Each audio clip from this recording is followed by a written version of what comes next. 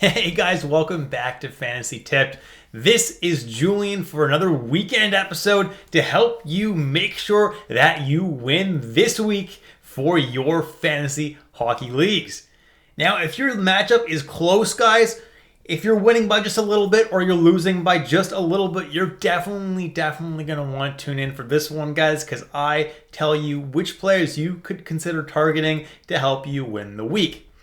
Now, before we jump into it, guys, please leave a like and hit that subscribe button if you haven't already, and consider checking out my Patreon. The link is in the description below, and honestly, it's so cheap, and you'd be supporting me so much, and you'd have various forms of communication with me for me to help you out, to help you win your fantasy hockey championship. All right, let's jump into it now, guys. Let's take a look at the schedule for Weekend 9. Now, on Friday, there are only 3 games, so you definitely have room in your lineup on Friday. Saturday, there are 12, which is quite a lot of games, but there's still possibility that you have room in your lineup. And then Sunday, 8 games, which is a decent amount, and you may have room in your lineup that day as well. So obviously, guys, the ideal strategy is to pick up a player not just for one game, but ideally for 2 games this weekend. So either Friday, Sunday, or Saturday, Sunday. Look at your lineup and see what you can fit, and that's basically what you're going to do. Now, there's only one team that plays both Friday and Saturday. So if you do want to stream a player for both Friday and Saturday, you do have to pick players from the St. Louis Blues. And the number one guy that I would add, if he's available in your league, would be Pavel Buchnevich. He's been so good ever since he started off the season so poorly. He's been very hot. Top line, top power play with Robert Thomas, the next guy on this list, as well as Jake Neighbors, the next guy on this list. All 3 of these guys have been very hot and very good, and they've been scoring a lot of points, and all 3 are playing top line and top power play. Torrey Krug is the top power play defenseman, so I don't mind him. He's doing a lot better than he has in the past couple of years. Braden Shen would be the next guy I'd go for, 45% rostered, second line. Kevin Hayes would be the next guy I'd go for as well. He's second line with Kyrou and Shen. Then Sat, Sundqvist, and Kapanen, who all make up the third line in St. Louis if you're in a very deep league. If you need someone who plays Friday and Sunday, and this is probably the 2 days that you have room for a guy, the 4 teams that play both Friday and Sunday are Columbus, Edmonton, Florida, and Minnesota. The number one guy to be adding, I kind of cheated here because I usually don't include players above 73% rostered, but if he's somehow available, you need to be adding Boone Jenner. He's been absolutely unreal. Puts up great shots on goal number. He hits, he blocks, he does a little bit of everything, and he's been putting up lots of points lately. Definitely the number one guy to add. And Sam Bennett of the Florida Panthers has been very good as of late, playing on the second line with Verhaeghe and Tkachuk, as well as a top power play, so he's definitely in a great spot to succeed. I like Sam Bennett. Then Evan Rodriguez playing on the top line with Reinhart and Barkov. Great place for him to be. He's been pretty decent as well lately. Marco Rossi playing on the top line with Kaprizov and Zuccarello, which is obviously a great deployment for him. And ever since that new coach, Rossi's looked great. Patrick Laine is the next guy to go for if he is healthy. He was sick last game, but I'm not expecting him to miss any more time, so I'm not too worried about that. Johnny Gaudreau and Kirill Marchenko are the next 2 best guys on the Blue Jackets to be streaming. Both these guys haven't had the most amazing season in the world, but they're definitely viable streamers. At number 8, I have Ryan Hartman, but as of this recording, he's on the 4th line. So unless his line deployment changes, I actually wouldn't be streaming him. If he does get moved to the top 3 lines, though, then he is definitely becoming a viable streamer.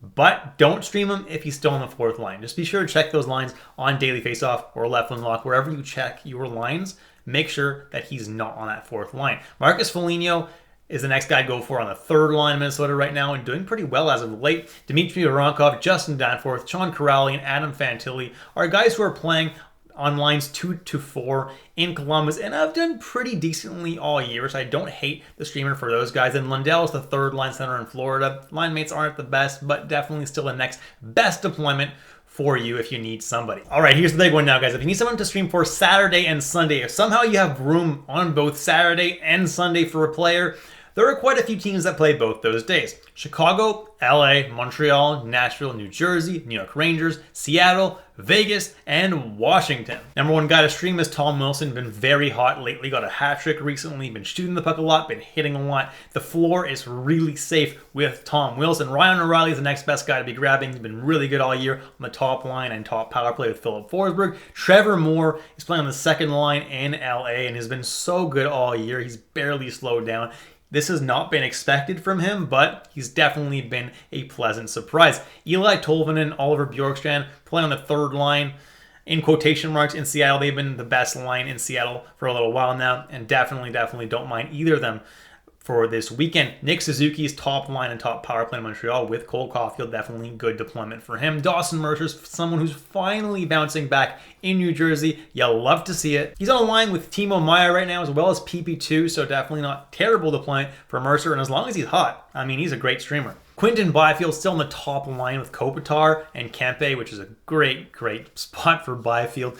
Gustav Nyquist is still super hot on that top line with Philip Forsberg and Ryan O'Reilly. Ivan Barbashev's playing on the top line with Jack Eichel. I know he's gone a little bit cold, but Barbashev is definitely still a great streamer. Alexi Lafreniere is still playing second line with Trocheck and Panarin, and he's been decent this year. Nothing too crazy, but good enough. Philip Danault is the next guy to go for as a second line center in LA. Kind of overtook Dubois because Dubois is really not doing that great this year. Eric Hall is playing top line with Jack Hughes right now, so that's kind of tempting. Sean Monahan's playing second line right now in Montreal as well as the top power play. Then Philip Kurashev's playing top line right now with Connor Bedard and Anthony Beauvillier, and he's been doing decently this year. Slowed down a little bit recently, but still not a terrible streamer if you're in a deep league. Kiefer Sherwood's a second liner in Nashville. Been pretty decent with that floor with hits and shots on goal. Nick Foligno was just taken off the top line in Chicago for Anthony Beauvillier, but Foligno is still doing pretty well. That first game he was taken off that top power play, 2 goals and an assist.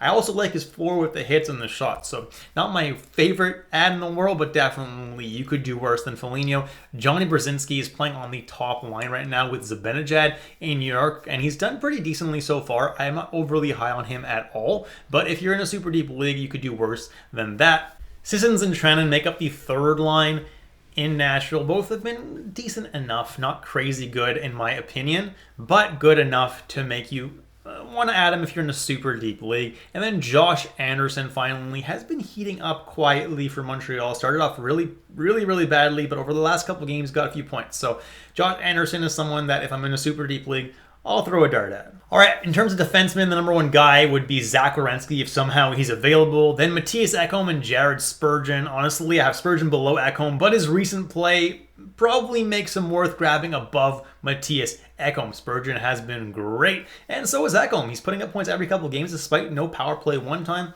He's putting up decent enough peripherals, and the points are still coming. Caden Gooley's got a great safe floor with those block shots, and that's why he's a pretty safe bet. Torrey Krug has been a lot better this year, putting up points every couple of games or so. He's getting power play 1 deployment, so he's relatively sustainable. Matt Hoa is pretty sustainable with his very safe peripherals with the hits, the blocks, the shots on goal. Don't mind him at all. Ivan Provorov has been pretty good all year despite only getting power play 2 times, putting up blocks and putting up points fairly frequently. Braden McNabb's another guy with a very safe floor this year with the hits, the blocks, the shots on goal. Not a whole lot of points for him, so don't expect that, but the floor is really safe. Simone Nemec of the New Jersey Devils is now taking over that Dougie Hamilton kind of role, playing top pairing minutes in New Jersey. He's not getting top power play time, so don't expect that from him, but it's kind of a speculative ad here at this point. I'm not expecting too much from him in his rookie season in the NHL, but for a streamer for the weekend, it doesn't hurt. And if he does well, then maybe you can keep him until he starts to struggle. And finally, Mikey Anderson is another guy that you could be looking at right now. He had a really hot streak at one point, quieted down, but now his peripherals are looking pretty good, and he's still putting up points every few games or so. So there are definitely worse options than Mikey Anderson. The next slide is for goalie streamers for Sunday, guys, and because I'm recording this in advance, I can't tell you exactly who's starting, so let me know, guys, if this is a value-added slide for me to keep making for you guys every single week, because this takes a long time to make, and if you guys aren't really getting any value out of this, I'll stop including it in my videos. But as of right now, The number one streamer would be Lankinen if he does get the second half of the Nashville's back-to-back, because he's playing Montreal, who's just not very good, unfortunately. And then Jonathan Quick and Phoenix Copley are playing against each other. And I expect New York to win that game, but Copley should have a pretty decent game as well. So that's why they're 2 and 3. And then I have Mrazek or Soderblom, whoever ends up getting that start against the Capitals, probably Mrazek if the pattern that is currently going continues. The Capitals haven't been very good, so I definitely don't mind that start. Then Elvis Merzlikins against the Panthers. Obviously, the Panthers are a pretty decent team, but Merzlikins has been pretty good lately, so I don't hate that streamer. Then Gibson against the Winnipeg Jets. The Ducks have been less good as of late, but Gibson has been fairly decent. So I'm not expecting necessarily a win, but he should put up relatively decent numbers. Then Sam Montembeault against the Nashville Predators. He's been the better goalie in Montreal lately, so he should get the start. If not, just wait to see who's confirmed and grab that goalie and hope and pray that they somehow manage to win that game. Kira Schmid against the Edmonton Oilers if he does start the second half of the back-to-back. Grubauer, Decor, whoever ends up starting for Seattle against the Minnesota Wild. The Wild have been very hot lately. That's why I have that goalie very low. And also, the Seattle goalies haven't been very good.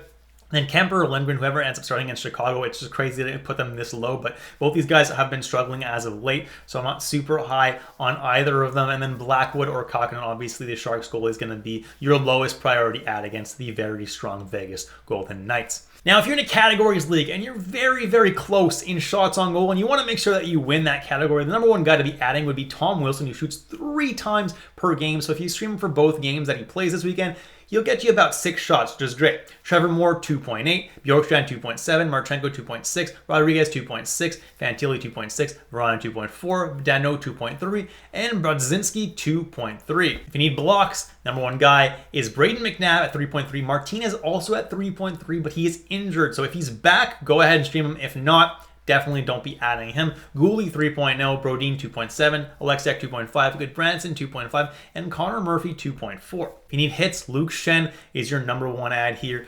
3.5 hits per game, so over 2 games should get you about 7, which is definitely pretty good. Sammy Blade 3.3, Colstar 3.1, Cotter 3.1, Foligno 3.0, Lazone 2.9, Wilson 2.8, Trennan and Kiefer Sherwood 2.7. If you're in need of face-off wins, Robert Thomas wins 11 face-offs per game, so he's your best ad here. Ryan O'Reilly, 10.9. Michael McLeod, 8.8. Sean Monahan, 8.6. Nick Dowd, 8.5. Strome, 7.9. Philip Dano, 7.6. Venberg, 7.5. And Colton Sissons, 7.1. And that's it, guys. Thank you so much for watching all the way through. If you enjoyed the content today, please drop a like and hit that subscribe button. And I wish you all the best in your matchups this weekend.